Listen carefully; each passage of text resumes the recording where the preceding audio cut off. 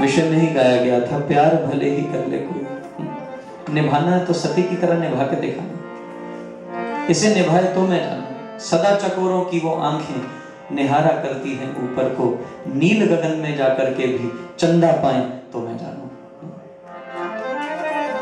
जीवन भर कितने ही राही चलते रहते हैं, जीवन के अंतिम पल तक भी मंजिल पाए तो मैं जानू। सती ने पाकर दिखाया। और नूर साहब लिखते हैं, कुछ नहीं मिल पाएगा सजदा किए बगैर,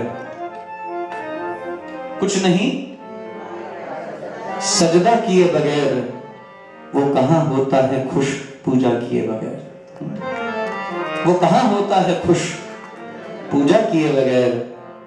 ये तवज्जुब है कि मंजिल मिल गई, ये तवज्जुब है कि मंजिल मिल गई, जिंदगी चलती रही रास्ता मिले बगैर, जिंदगी चलती रही रास्ता मिले बगैर।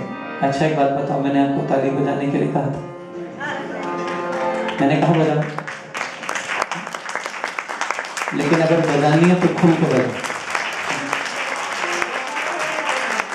मैं हमेशा कहता हूं, I don't like half appreciation,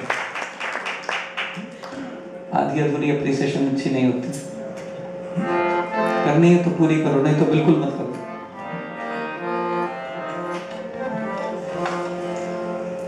किस कदर आसान है मुश्किल भी है, किस कदर आसान है मुश्किल भी है, जिंदगी जीना किसी इच्छा के बगैर, जिंदगी जीना किसी इच्छा के बगैर। क्या कहूं उस नूर के आलम को मैं, क्या कहूं उस नूर के आलम को मैं, जैसे एक सैलाब हो दरिया के बगैर, जैसे एक सैलाब हो दरिया के बगैर। उसको ढूंढा है पता जिसका न था, उसको ढूंढा है पता जिसका न था, एक खजाना मिल गया नक्शे के बगैर, एक खजाना मिल गया नक्शे के बगैर। जब तुम्हारे ध्यान में होता हूं मैं, जब तुम्हारे ध्यान में होता हूं मैं, रहता हूं दुनिया में और दुनिया के बगैर। जब तुम्हारे ध्यान में होता हूं मैं, रहता हूं दुनिया में दुनिया के बगैर। ये हुनर ये फन उसे आता है खूब, ये हुनर ये फन उसे आता है खूब, हर नजर में छुप गया है वो पर्दे के बगैर, हर नजर में छुप गया है वो पर्दे के बगैर।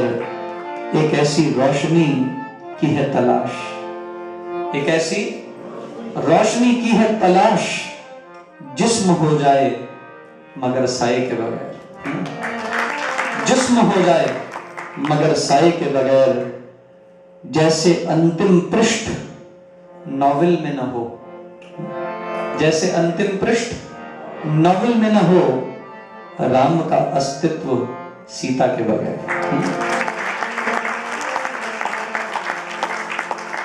राम का अस्तित्व सीता के बगैर। कुछ नहीं मिल पाएगा सजदा किए बगैर, वो कहां होता है खुश पूजा किए बगैर। सती ने भगवान को ध्याया, हृदय से आत्मा से पूजा है वो अपने प्रियतम को, अपने प्राणेश्वर को। और जब सती ने शरीर त्यागा, कहते हैं क्योंकि भगवान की ही कामना करते हुए शरीर त्यागा, तो इसलिए हिमालय के यहां पर्वत की पुत्री बन के पार्वती के रूप में पैदा हुई। और महाराज मैना और हिमालय के यहां सती ही पार्वती बन के आई हैं। और जन्म से ही एक लक्ष्य बन गया है शिव को पाना। महाराज एक दोहा याद आ रहा है, जपना है तो सती की तरह भजो, नहीं तो कोई फायदा नहीं। जन्म कोटि लगी रगर हमारी, बरौ न संभुत रहूं को आरी। इच्छा हो तो इतनी प्रबल भगवान पाने की, किसी ने आके कुछ भी कह दिया कोई फर्क नहीं पड़ता। एक दोहा याद रखना, माला बनाई काठ की, माला, मुझे तो याद है, आप कर लीजिए। माला बनाई काठ की और बीच में डाला सूत। माला बनाई काठ की, बीच में डाला सूत। माला बेचारी क्या करे जब जपने वाला ऊत। माला बेचारी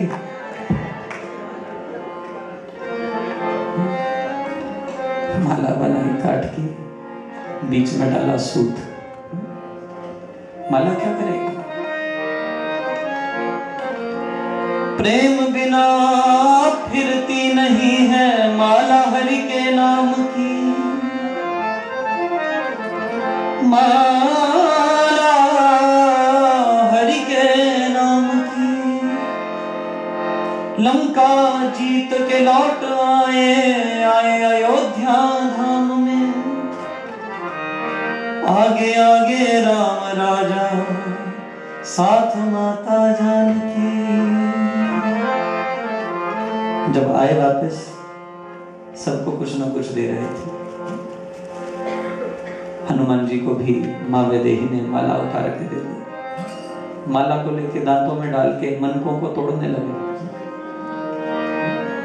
माँ सीता ने कहा आखिर तो वानर है ना, हे हनुमंत, इतनी महंगी मोतियों की माला तुम उसे चूर्ण कर रहे हो, क्या कर रहे हो, क्यों तोड़ रहे हो इन मनकों को? बोले माँ इनमें कुछ ढूंढ रहा। मन का तोड़ फेंका उस योद्धा हनुमान ने। जिस माला में राम नहीं है वो माला किस काम की। वो माला किस काम की, वो माला किस काम की। प्रेम बिना फिरती नहीं है माला हरि के नाम की। महाराज जपना है तो सती की तरह जपो। पार्वती बनकर उत्पन्न हुई और एक ही हृदय में अभिलाषा थी, ये जन्म इसलिए पाया है कि उसकी हो जाऊं।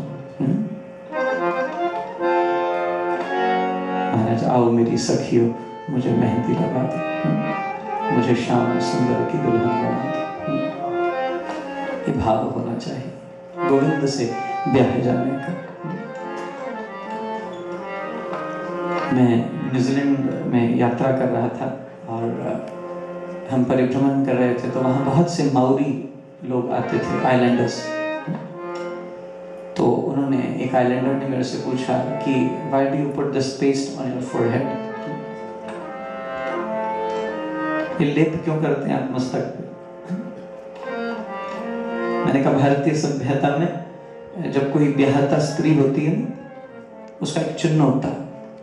वो ब्याहता है कि नहीं, उसकी मांग में सिंदूर दिखता है। उसको देखते ही पता चल जाता है कि ये ब्याहता महिला है।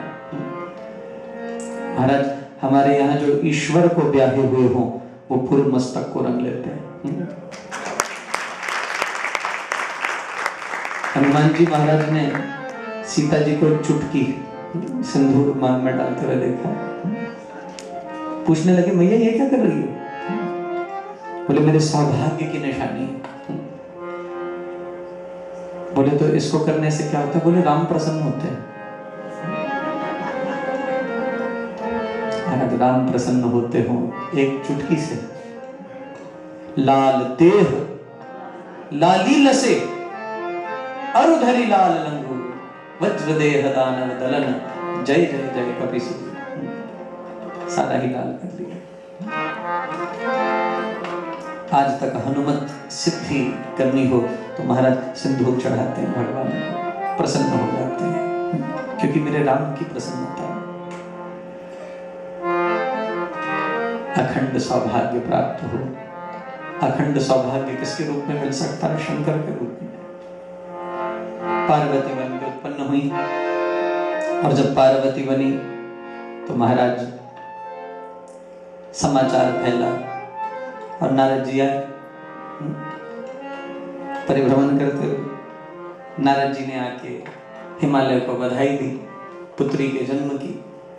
और ये नारद जी को हाथ देखने का बड़ा शौक है, कभी विश्व मोहिनी का हाथ देखते हैं और वहीं से सारा चक्कर पड़ता है महाराज। अब नवजन्मा पार्वती का हाथ नारद जी देखने लगे। और जब पार्वती जी का हाथ देखा तो महाराज पहले तो सारी अच्छी बातें बताई जैसे ज्योतिषी करते हैं, बाकी नुक्ता तो बाद में बताते हैं। पहले तो सब कुछ अच्छा अच्छा बताया और फिर अभी पैदा हुई, अभी तो रेखाएं बनी भी नहीं है। पैदा होते देखते कहने लगे इसको त्रिलोकी पर विजय पाने वाला त्रिलोकीनाथ पति मिलेगा, इसका साम्राज्य तीनों लोकों में स्थापित। लेकिन अगुण अमान मातु पितुहीन, बोले उसमें गुण कोई नहीं होगा, अगुण लेकिन अमान होगा, अहंकार भी नहीं होगा। मातु पितुहीन, हिमालय और मैंने कहा तो ठीक है, सास ससुर नहीं चाहिए, लड़की सुखी रहेगी। मातु पितुहीन, बोले रहता कहां होगा, बोले शमशान में। दिल बैठ गया। मैंने कहा इसका कोई उपाय भी? नारद जी बोले है, जब ये बड़ी हो जाए ना इसे तपश्चर्या करने के लिए भेजना, क्योंकि नारद तो अंदर की कथा जानते हैं। कौन है ये? पार्वती कौन है? सती है महाराज, शंकर जी से बिछुड़ के आई है, फिर पाना चाहती है। और शंकर तब तक प्रसन्न नहीं होंगे जब तक पूर्ण परीक्षा नहीं कर लेंगे, क्योंकि मेरे इष्ट का अपराध किया। सब नातों से ऊंचा नाता इष्ट देव का समझा जाता है, इससे बड़ा कोई नाता नहीं है महाराज। अपने इष्ट से बड़ा नाता किसी के साथ नहीं हो सकता। ये सब नश्वर नाते हैं, सब मिट जाएंगे। ये शाश्वत संबंध, इससे जोड़िए अपनी प्रीत। नारद जी ने कहा ये बड़ी हो, इसे तपश्चर्या करने के लिए भेजना। पार्वती बड़ी होने लगी। उमा जब बड़ी हुई, न चाहते हुए भी पार्वती को मैना ने पत्थर रखकर हृदय पे तपश्चर्या के लिए भेजा। मैं कथा को संक्षिप्त कर रहा हूं क्योंकि शिव प्रसंग तक जाना है हमें आज। जब तपश्चर्या करने गई तो निरंतर भगवान की आराधना में तल्लीन हुई, और नारद जी ने ही तो प्रेरणा दी थी। नारद कौन है? सद्गुरु है। सद्गुरु की प्रेरणा से जपा हुआ नाम फलश्रुति क्या देता है? इष्ट की प्राप्ति। शंकर जी की प्राप्ति होनी थी, सबल सद्गुरु से ही हो सकती है जो युक्ति दे। युक्तम मधुरम मुक्तम मधुरम मधुराधिपते रखिलम मधुरम। जिनकी युक्ति मधुर है, युक्ति से मिलने वाली मुक्ति मधुर है महाराज। बंधन काट दे, इष्ट को प्राप्त करा दे। नारद जी के कहने से पत्नी बनने के लिए शंकर की उमा तप संलग्न है, और इधर भगवान विष्णु शंकर जी को उपदेश देते हैं जाकर, जो परम बैरागी होकर जीवन व्यतीत कर रहे हैं। हे नाथ, आप अपना रोष सती के प्रति त्याग दीजिए। आपको प्राप्त करने के लिए सती निरंतर तपश्चर्या में संलग्न है, आप उसका पानी ग्रहण कीजिए। भोलेनाथ कहते हैं प्रभु एक बार गलती हो गई फिर करूं? बार बार एक ही गलती कौन करता? मुझे मूर्ख करता। एक बार संता और बंता साइकिल पर जा रहे थे, संता आगे था, बंता पीछे था। बड़ी जोर से ट्रक आया, और जब ट्रक आया तो टक्कर हुई तो बंता पीछे बैठा था, संता आगे था। बंता पहले मरा 2 क्षण, और 2 क्षण बाद संता मर गया। अब ऊपर चित्रगुप्त के पास गए, बंता आगे था लाइन में, संता पीछे था। चित्रगुप्त ने पूछा बंते से, वैवाहित अवैवाहित? बंते ने बोला वैवाहित। बोले कितनी बार? बोला 1 बार। बोला स्वर्ग चले जा, नरक तू भोग आया। कहां जा? क्यों? गृहस्थी में रह के बोलो ना भैया, नरक भोग आया है, जा स्वर्ग जा। संता पीछे था, बोला इससे भी बड़े स्वर्ग में जाऊंगा। महाराज